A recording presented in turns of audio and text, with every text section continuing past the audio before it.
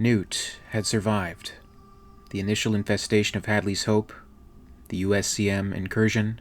Rebecca Jordan, as she saw it, had died on LV-426. There had been hope to endure as the girl she once was, but Ripley's act of abandonment had laid that to rest. She wanted to know why. Ripley did her best to explain and recounted Hankerson's mission to return to LV-426, Acheron, with a new team of Marines led by Sergeant Olney. They briefed aboard the Harrison and prepped for a drop to investigate the site where it all started. There were no illusions of the mission's purpose. Confirming surviving xenomorph specimens had been the priority, devoid of the pleasantry of a rescue mission as its guise. At least, that was the idea from the squad's perspective. Ripley recounted the doomed mission and the equally doomed souls that surrounded her. Hankerson's Marines were so much like the others. I didn't want to get too close to them. I knew they were going to die. I knew what they were thinking. The Marines on the Sulaco died because they messed up. But their team was better than that. Tougher. Meaner. The first squad felt the same way about the crew of the Nostromo. Our almighty technology lulled us into believing we were somehow superior to the alien. Like guns and machines mean a damn to the monsters. Like anything does. Despite her attempts to detach herself, her presence had garnered attention from the tougher, meaner Marines of the Harrison. She had run into Falk before Olney's briefing. Tall and heavily muscled, he was one of those guys whose loud voice and laugh could be heard in the midst of every card game. Not a real social adept, maybe, but he had the feel of somebody who'd be good to have covering your ass in a firefight. There was Tully. Marla Tully, evidently a friend of his. She was skilled with computers. She had taken Ripley's reluctance to get close to the Marines as an offense, and upon the drop into Acheron's atmosphere, secured next to Ripley, she had an opportunity to say her piece. You don't think much of us, do you, Ripley? It doesn't matter what I think. If it did, we wouldn't be here. Christ, it's simple in and out. A science probe. We'll run preliminary recon, pop off some high-def laser images, then trot back to the APC before the creatures knew what... Get serious, Tully. You think they sent you out here for a few snapshots? But what do you care? You're following orders. Hauling those things back to Earth is just another job. And when it's over, when they've won, what are your precious regulations going to mean then? Don't preach to me, Ripley. I didn't volunteer for this mission, and I'm not one of your faceless, stupid grunts. Glad to hear it. Maybe you'll get the chance to prove it. Hankerson stayed in the lander while I rode with the Marines in the APC. The smart officer knows when to delegate. When it came to facing the alien, Hankerson was a very bright boy. Kane had once mused, if only in passing, that this place must be somebody's idea of paradise. The atmosphere almost a primordial mix, plenty of inert nitrogen, some oxygen, a high concentration of free carbon dioxide, methane and ammonia, some of the latter existing in a frozen state, basalt surface, plenty of cold, hard lava, and cold air well below the line. Perhaps the pioneers of Hadley's Hope believed to have found that paradise. Fusion-powered atmospheric processors had belched a steady storm of cleansed air back into the gaseous envelope that surrounded the planet. Particulate matter and dangerous gases were removed either by burning or by chemical breakdown. Oxygen and nitrogen were thrown back into the dim sky, in with the bad air, out with the good. It was not a complicated process, but it was time-consuming, very expensive. At least it possessed an existing atmosphere capable of modification, much easier to fine-tune the composition of a world's air than to provide it from scratch. Acheron had weather in near-normal gravity, a veritable paradise, but no more. Acheron had endured prior to man's tailoring, and would do so after. The mysterious spacecraft, the source of the plague that wiped out the colony, and the source of the beacon, the warning, remained intact, though worse for wear after the blast. The Marines were still dealing with the mission on their terms, equating it to their lock-and-stock drills back on Earth. As soon as they saw it, they began to understand. They could feel the things, waiting.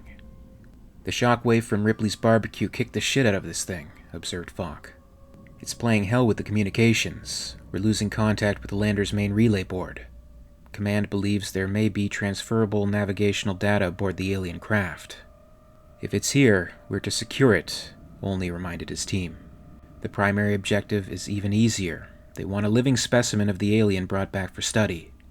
They moved in on the entrance of the derelict craft. An unspoken agreement amongst the group was that the smell was awful. It was no more a spacecraft capable of interstellar travel than it was a tomb, emitting the stench of death, ancient and recent. Rotting bodies of the Hadley's Hope pioneers, also unaffected by the blast, remained nearly fused to the floor, as if gradually becoming another part of the ship's architecture. It was Falk who first saw the dead pilot. Son of a bitch. Ripley was right. Tully agreed. Yeah, the more I hear, the less I like it. Falk brought his attention back to the motion tracker, now back online and screaming wildly with activity. Oh, Jesus. Movement, 50 yards. Ripley, talk to me, dammit, Olney demanded. Some of them must have survived the explosion and returned to the derelict. Don't push it, Sergeant. You're safer outside, on open ground. Hankerson intercepted to clarify Ripley's role and affirm orders, though the signal was unstable. This is Hankerson. You will not evacuate until I give the order. Ripley is here for tactical advice. I am in command of this mission. Olney had heard enough to make the call. We're losing the lander's signal, but I think you get the drift. Let's make this quick and painless. 40 yards. Closing. Damn it, Sergeant. They know you're there. You've got to get away from... The communications were cut. Private Masters, inattentive to his footing, let out a gasp as the ground opened beneath him, sending him down into a crevice. Not to his death, but a good enough fall to lodge him in a narrow enclosement. He called out to the squad, groaning in pain that he could not move his legs. Olney peered down into the hole and reached out an arm to retrieve the private. On Ripley's end, there was silence. Then the silence ended. It started slowly. An electromagnetic synthesis I can't pretend to understand. The Marine must have triggered some sort of power source inside the alien vessel. It followed his life support signal like an electronic snake entering the APC's communications deck. It was more than simple energy. It was an intuitive, living force. It took control of the APC's systems, reprogramming the tractor's computers to understand a new language. The readouts flickered with a litany of indecipherable information, all that was left of the dead pilot's mind. Our machines used screens and visual readouts to deliver data. The derelict's computers went straight to the source. It spoke to me. It was the rest of the distress signal I'd picked up aboard the Nostromo, except this time I could understand. I saw telemetry, information, tangential reference points. The pilot of the derelict ship had discovered the aliens' genesis, the source of their power. I felt her strength, her utter supremacy.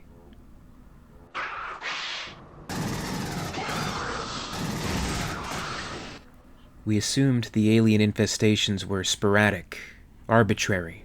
They bred wherever convenient, like some horrible cancers. We were wrong. They move with purpose. She's calling her children back to her.